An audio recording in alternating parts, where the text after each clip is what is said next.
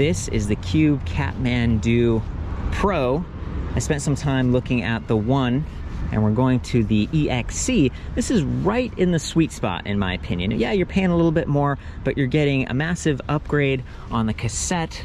This is 11 to 51 tooth, 11 speed with Shimano Deore, and it has the one-way clutch, so you can loosen it like that, and that's gonna make it easier to do some drivetrain maintenance if you have to take the wheel off, change a flat or something like that. But that's a massive spread combined with the Bosch Performance Line CX. This is a high torque motor, up to 85 Newton meters of torque, high speed cadence matching, so over 120 RPM. You can be in a low gear, climbing a hill, spinning, and that motor will keep up and it will support you. So I love that. It even has shift detection, very nice drive system, and that is the case for all of these. It's the same motor, and you've got a bunch of battery options, whether it's the PowerTube 500, 625, or 750. So this thing could be a great commuter or even like a touring adventure bike. It's kind of got everything. I consider this feature complete. We've got the fenders with integrated lights. We've got this great rack back here rated to 25 kilograms, so that's higher weight capacity. Does have pannier hangers. We do have a welded on support arm that carries all the way from up here, and it supports the fender as well, so there's maybe a little bit less rattling and just overall strength combined with that beautiful look. If you really want to maximize, you go up here and check it out. We got that color match suspension fork with a little bit more adjustability, compression, lockout, as well as rebound. And I did not see rebound adjust on this X Fusion fork. It is an air fork. We do have compression. It's progressive. It's not just a straight lockout. But again, the rebound adjust isn't there. Love that it's boost hub spacing though, with a 15mm through axle. So, you know, that's one of the upgrades if we were starting out here at the one. This is a 9mm skewer, right? Just goes right through, 100mm hub spacing. It's not that wide, sturdier spoke bracing angle that we get here on the Pro. And I want to reiterate, you can get the Pro in that step-through. Very, very approachable, maybe a little less stiff, harder to hang on some bike racks. And one of the big trade-offs for me is only the high step seems to have these bottle cage bosses, 2 of them, and I felt like it's just a missed opportunity. The step-throughs, it feels like they could have had bottle cage bosses there. I don't know if it would have compromised the frame strength to do that. I see other companies do it, and it's just a nice to have option. But most people, you get a cup holder up here on the handlebar, or you get a pannier or a trunk bag with a little bottle holster. Not the end of the world. So coming back to this particular model, 100mm of travel on the suspension fork. We've got a suspension seat post back here, 30.9mm on that post. And at first I thought that was a dropper post just because it looks so clean. It's not like a parallelogram or something. It's really nice. Not a ton of travel. I'm guessing like 40mm of travel, but still gives you some nice cushion. I really like this comfortable saddle right here, the locking ergonomic grips, and it's got this fancy little bell. So the cleaner look than this one right here. This is sort of although this works pretty well, so I shouldn't knock it too much.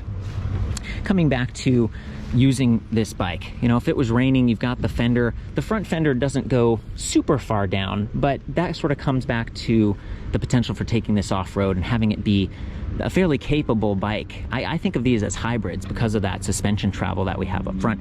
We do have a plastic cover here on the chainring that's going to protect your pants or your dress if you're riding in wet conditions. And then again, in the back we have that as well. I love that the headlight here is going to add some safety. It does have a side cutout. The position isn't perfect in my opinion. It's on the arch instead of the crown, which means, you know, this is the unsprung part of the bike that's going to go up and down. And there's also the potential for this fender to block your light beam a little bit if you really aim it down.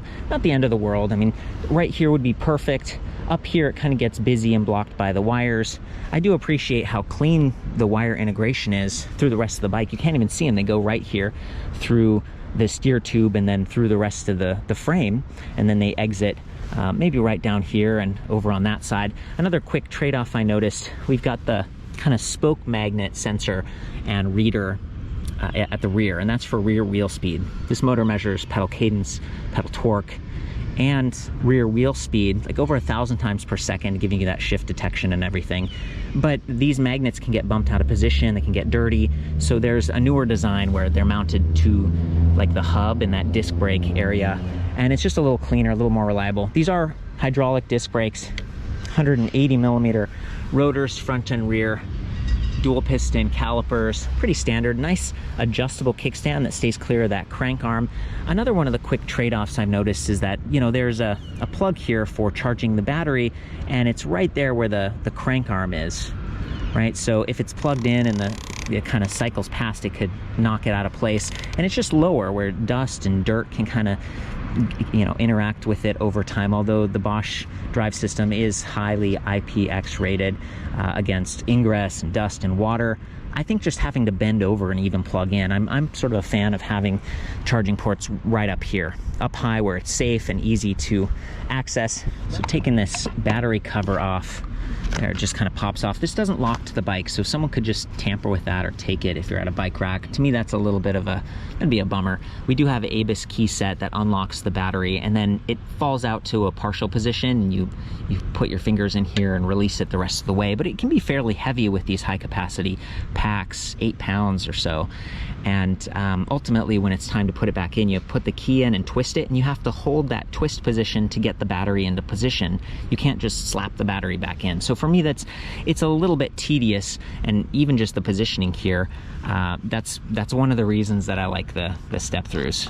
Love the adjustable angle stem. It's got a little bit of a base height to it as well, and then these mid-rise handlebars. Everything's very reachable, and we do have two-way high level shifter, so if you're shifting gears, you can use your pointer finger or your thumb, and then we have multi-shift for the low gears. Just great. You know, this is totally how I'd set up a bike, and it's surprising how much more comfortable it can be when you do raise those handlebars a little bit and you're a little bit more upright. You can ride longer without getting that neck pain or back pain. So to me, these bikes are sort of does everything, gives you lots of options in terms of specs and also frame types and also battery capacity. And with that Bosch eBike Flow app, these are smart system. This is the latest generation. You can do like a geo fence around your bike and it will automatically unlock it when you get close. I think there's also some adjustability. You have like an auto assist level, as well as changing the performance of eco and turbo. So there's just a lot you can do with this, including mapping apps. So that's it. Just a quick review short on this. If there's interest, I could go in depth more in the future. This is a freebie. Just having fun out here at City Cycles. We're in North Vancouver. Love you guys. Ride safe. We'll see you next time. If you found this video helpful, please like, subscribe, and consider sharing it with a friend.